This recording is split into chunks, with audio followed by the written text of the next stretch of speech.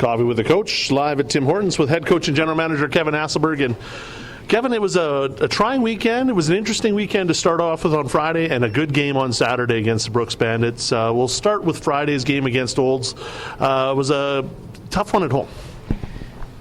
Yeah, there was stretches of that game where I just felt we controlled things, and you got to tip your hat to Ty Marcinkowski. This is a young man that felt he had a spot on our roster, and there was a little bit of external motivation there for him to play well against us, and he stepped up. He hit a home run with regards to some solid goaltending. I think we had over 40 shots on him that night, 17 of which were quality scoring chances, but only one goal scored. That's a heck of a night for a goaltender. So, and after watching the video, he made some saves there that would have brought people to out of their seats and cheering. So, good job on him. Obviously, we have to be better at burying our scoring chances, and I just felt that we were a little disconnected that night and couldn't put the pieces together to solve that problem, and we give up 2 points to a team that was hungrier than us that night. Well, and we battled against Olds all season long, and they've been close games all season long.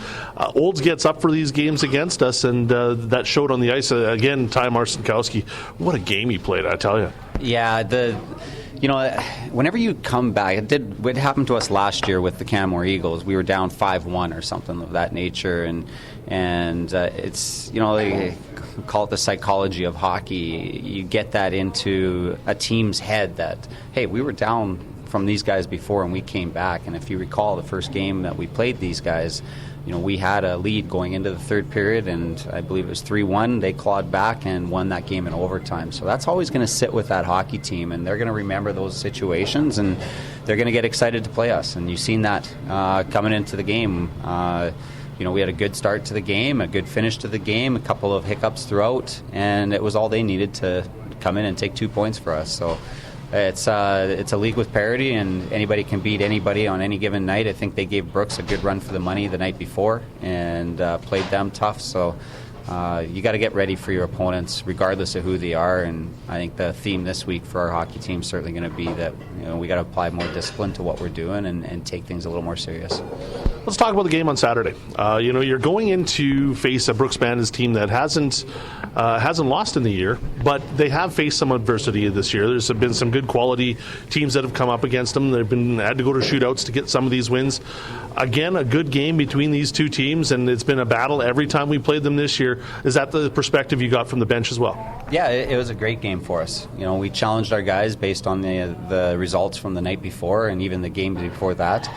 I think that we haven't been playing our best hockey, and that was probably one night where we were pretty close to that. We went through some adverse situations leading up to that game, lacks of focus, and definitely a lack of execution. And in a night where we typically turn a lot of pucks over against a team like that who just feeds off of that kind of momentum, we managed pucks very well. And I thought that there was a lot of 50-50 battles won by both hockey teams, and that's what made it such a good hockey game.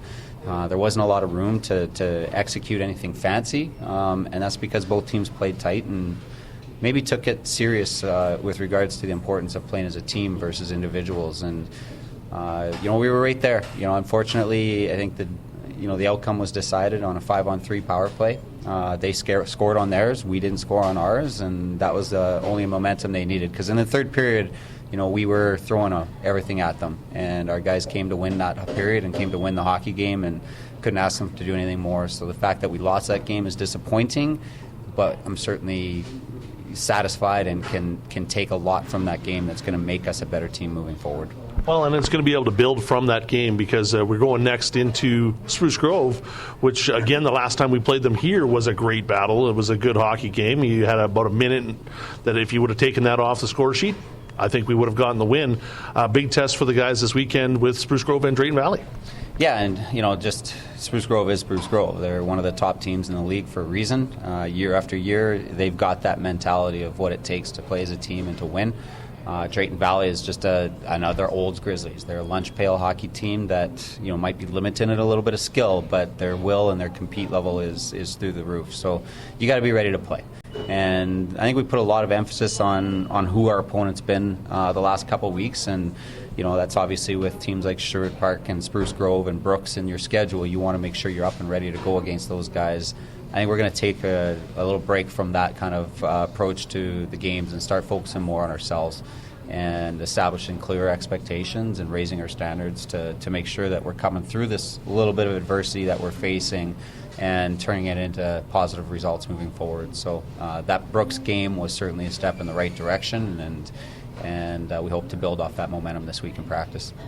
Our final one is, it's kind of nice to get number 8 Keanu Robinson back in the lineup. Yeah. It's a veteran defenseman back there, and he struggled so hard trying to recover from this injury that he had, off-season injury.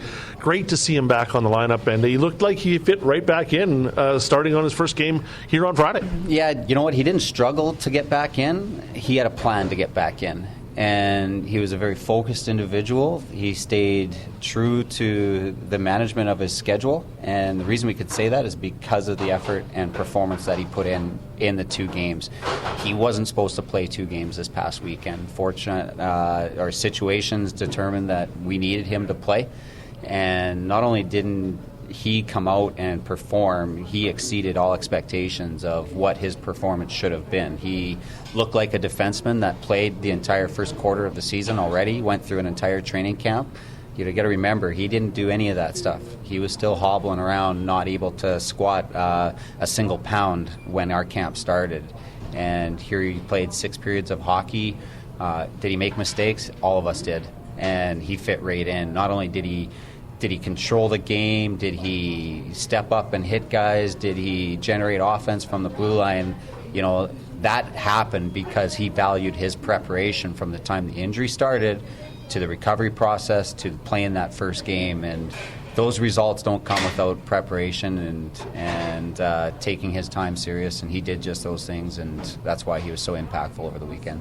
Well, I noticed on Friday it was great to see him back out there, and you couldn't wipe the smile off his face. Great to have Keanu back. Should be an exciting week of hockey this week. Friday and Saturday we'll have both games on Real Country 910, so good luck to you guys up north. Looking forward to it. Thanks, Jason.